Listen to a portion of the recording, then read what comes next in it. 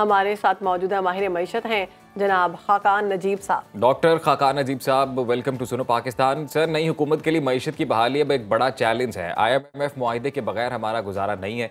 IMF की नई शराइत पर अमल दरामद हुकूमत के लिए कितना बड़ा चैलेंज होगा? राना साहब, ये पाकिस्तान जैसे मुल्क के लिए कितना सोबरिंग मोमेंट है कि मैं ये कह रहा हूँ आपको कि पाकिस्तान को 24वें IMF प्रोग्राम में अपनी 76 साल हिस्ट्री में चले जाना चाहिए। जरा सोचिए कि एक ICU का डॉक्टर है और आपने 76 इयर्स अपनी जिंदगी के गुजारे हों। आप बिल्कुल आम फहम जबान में लोगों को समझ लेना चाहिए कि खड़े कहाँ हैं।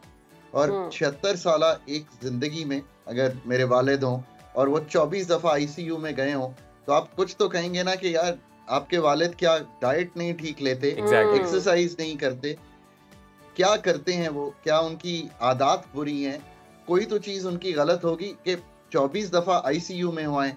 इसको आसान समझने का तरीका यही है कि कोई भी इंसान 24 दफा तो ICU में नहीं जाता। हम 24वीं दफा अपनी मईशत को ICU में लेके जा रहे हैं। ये पाकिस्तान के लिए एक इतना बड़ा सोबरिंग मोमेंट है। 25 करोड़ आवाम का मुल्क, इतनी बड़ी माइंस एंड मिनरल्स की पोजीशन, इतना बड़ा एग्रीकल्चर, दुनिया का एक बहुत बड़ा जिसे आप कहते हैं वाटर का निज़ाम, डैम्स, एक इतनी बड़ी यंग पॉपुलेशन, और हम ICU की डॉक्टर के पास फिर जा रहे हैं जो कि ऐसी अद्वियात देगा तो जो हमें ICU में से 76 बरस से जब ये सारी सूरत हाल है, गलती कहाँ पर है सर? हमारी क़यादत ना अहल है, अवाम इनफ प्रेशर नहीं डालते हुकूमत पे कि राइट मेजर्स लिए जाएं, ये मसला किधर है सर? देखिए, मसले ये सारे ही एग्जिस्ट करते हैं। पहले तो ये है कि कभी भी हमने ये सोचा ही नहीं। आज भी हम यही कह रहे हैं कि कोई फॉरेन कंसल्टेंट्स आ जाएंगे, आज भी हम यही कह रहे हैं कि कोई IMF का प्रोग्राम आ जाएगा। यार, where is your own programme?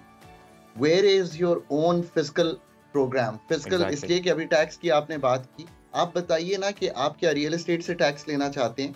आप इन्फोर्स करके अपनी टैक्स की कैपेबिलिटी बढ़ाना चाहते हैं? जहाँ पे टैक्स गैप्स हैं 50-50% के हैं। खान साहब, ये जो तमाम अशिया पर IMF की जानिब से कहा गया है कि 18% GST लागू होगी, तो इससे महंगाई में कितना इजाफा होगा, आम आवाम पर कितना बोझ पड़ेगा? जैसे आपने बड़ी ज़बरदस्त मिसाल दी आगे ICU वाली, मैं ये कहना चाह रही थी कि उसकी वजह से आवाम ICU में पहुंची हुई है। देखिए ना, ये तो जाना ही नहीं चाहिए इस तरफ। Processed foods, fertiliser, FED sugar पे नहीं है, GST पेट्रोलियम प्रोडक्ट्स पे नहीं है, बहुत सी चीज़ें मैं IMF से आर्ग्यू किया करता था जब मैं गवर्नमेंट में काम करता था कि हमें नहीं करनी चाहिए। आज 25% इन्फ्लेशन पिछले साल है, आज 25% इन्फ्लेशन इस साल है, तो क्या IMF आपको ये कहेगा कि GST लगाकर कीमतें बढ़ा लें? अगर कह रहा है तो अपनी टीम तैयार कीजिए उन 8 PhDs के सामने बिठाने के लिए और उनको कहिए कि नहीं, मैं जैसे गुजारिश कर रहा था कि मैं रियल एस्टेट पाकिस्तान की इन्फोर्समेंट मेजर्स लेकर, पाकिस्तान के वो पॉलिसी मेजर्स लेकर जो अंडर टैक्स एरियाज और जिसमें टैक्स एफिशिएंसी कम है, उनमें जाकर ये गैप पूरा कर दूंगा। अगर आप ये नहीं करेंगे और 9% ऑफ GDP पे ही रहेंगे, टैक्स टू GDP जो FPR का है पिछले एक दिहाई से चल रहा है। खाकान साहब, जितने ये इंपॉर्टेंट मेजर्स हैं जिनका आप भी जिक्र कर रहे हैं, आप भी इस हवाले से मुसलसल बात करते रहे, हमारे जितने भी एक्सपर्ट्स हैं इकॉनमी के मुख्तलिफ अखबारात में वो अपने ओपिनियंस लिखते रहते हैं। इस बार हुकूमत जो अब आ रही है इक़्तिदार में, उनके आपको जो मेजर्स लग रहे हैं वो कितने संजीदा लग रहे हैं? अभी वज़ीर ख़जाना की जब हम बात करते हैं, इसहाक़ डार इस बार उम्मीदवार नहीं है, मुसद्दिक मलिक का नाम है और दूसरे एक बैंकर है हमारे साथ, उनका नाम है मोहम्मद औरंगज़ेब। तो ये कितना राइट डिसीजन होगा? पब्लिक फाइनेंस में जो आप करना चाहते हैं वो तो आप सामने रखेंगे। पहले तो पूरे टैक्स के मेजर्स हैं, फिर एक एक्सपेंडिचर के मेजर्स हैं।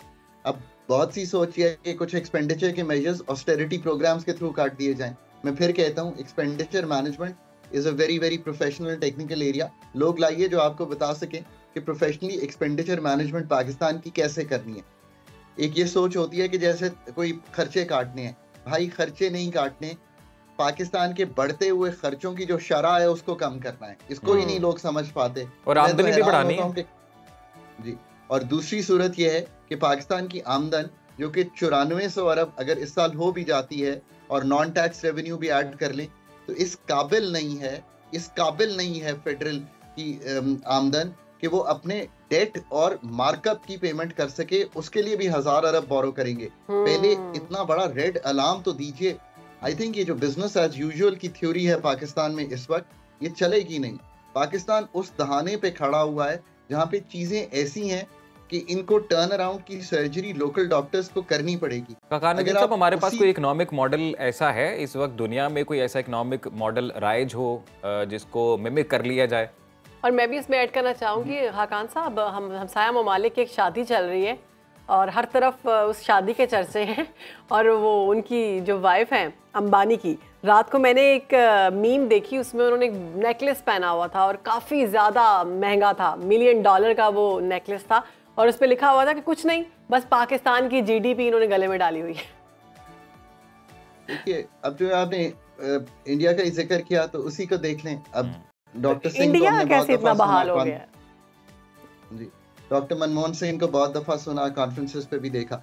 देखिए, वो एक टावरिंग पर्सनालिटी थे 1990 की दिहाई में। उनकी जो स्पीच है वो मोस्ट इंपॉर्टेंट है, मैं भी कई दफा पढ़ता हूँ। फिर उन्होंने एक इसका ऑपरेशनल डॉक्यूमेंट एम डॉक्यूमेंट के नाम से आया। इसी तरह ली क्वान यू ने सिंगापुर में किया, महातीर ने मलेशिया में किया। इसी तरह एक टीम जनरल पाक ने पुट टुगेदर की, उनका प्लानिंग कमीशन बहुत अच्छा काम करता था। ये सारी मिसालें तो है ना। डेन चाओपिंग ने चाइना में किया।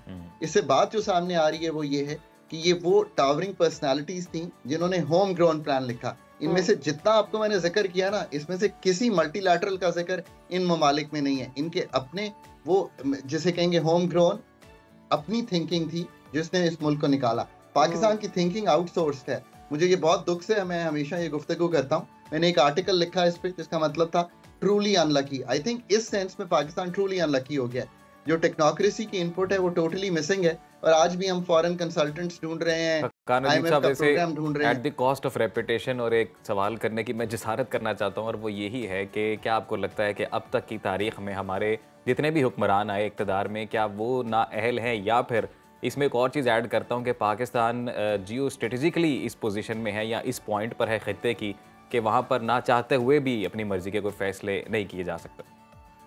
देखिए, एक जियो स्ट्रेटेजिक प्रेशर और अहमियत तो पाकिस्तान की है। इससे फ़ायदा भी हुआ जब ये खित्ते में हमें बहुत रकूम भी मिली, हमारे कर्जे भी रीशेड्यूल हुए। पर मैं इसकी मिसाल आपको इस तरह देता हूँ, इसका जवाब बड़ा आसान है। जब जनरल मुशर्रफ मरहूम छोड़ के गए पाकिस्तान की पावर, तो जो पावर सेक्टर था उसका जो सर्कुलर डेट था वो 100 अरब का था। ये आपने मेरी बात बहुत गौर से सुननी है, आपको जवाब मिल जाएगा। जब पीपीपी की गवर्नमेंट छोड़ के गई तो ये 500 अरब का था। ये बात मुझे इसलिए याद है कि जैसे PMLN की गवर्नमेंट आई तो हमने इस डेट को 480 अरब रुपया क्लियर किया, पर जब PMLN की गवर्नमेंट छोड़ के गई तो ये 1100 अरब था। जब PTI की गवर्नमेंट छोड़ के गई तो ये 2300 अरब था, और जब PDM ने छोड़ा तो 2500 अरब था। अभी भी जो केयर टेकर्स गुजरे इतना ही रहा, और अब भी तकरीबन 2500 से 2700 अरब के दरमियान है। So the power sector has been bleeding despite कि हर एक ने कोशिश करके देखी, नए प्लांट्स भी लगाए। अब इसका इलाज 2 लफ्जों में है, आप जब तक तंजीम नौ नहीं करेंगे एनर्जी सेक्टर की, मुल्क पे ये प्रेशर टूटेगा नहीं।